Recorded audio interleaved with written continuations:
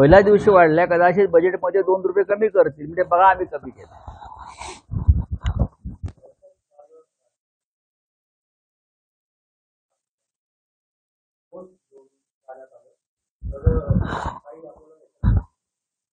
कदाचित मी म्हटलं नवीन प्रजासत्ताक साजरा केला जाईल, नवीन राज्यघटना तयार केला जाईल. मी जे म्हणतोय त्याला हे जोडून घ्या की नवीन राज्यघटना लिहिण्याची तयारी, ही नवीन राज्यघटना.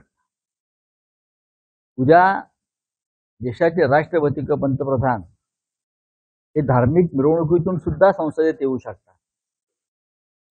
देश हा इराणच्या दिशेने चालला. इराणमध्ये आयतुल्ला खोमेनीने ज्या पद्धतीनं राज्य केलं, तशी खोमेनीशाही भारतामध्ये आणून हा देश 500 वर्ष मागे नेण्याची प्रक्रिया सुरू झालेली आहे. ज्ञान, विज्ञान, तंत्रज्ञानाच्या बाबतीत देशाला जी प्रगती पथावर आपण नेलं होतं 70 वर्षामध्ये, पण मोदी, शहा आणि त्यांचे लोक देशाला 500 वर्षा जुन्या अशा अश्मयुगात नेण्याच्या विचारात आहेत. लोकांना जर मान्य असेल तर त्यांनी ते स्वीकार.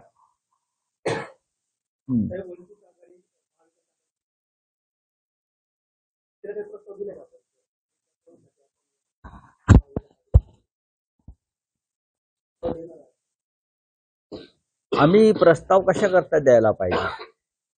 देश वाचवण्याची जबाबदारी, लोकशाही वाचवण्याची जबाबदारी या देशातल्या सगळ्या सुज्ञ राजकीय पक्षांची आणि भारत मातेवरती प्रेम करणाऱ्या प्रत्येकाची आहे.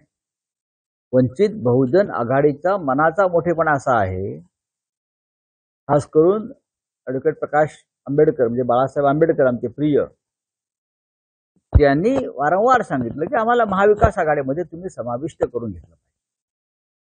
आम्हाला सुद्धा या देशातल्या राज्यघटनेचा आदर आणि संरक्षण करायचं आहे.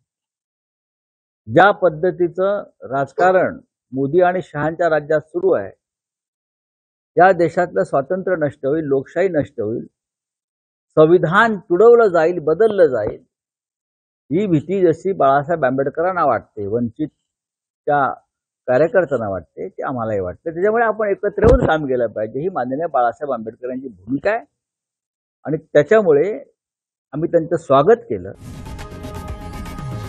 लोकशाही मराठी ऐका, पहा, जागरूक रहा.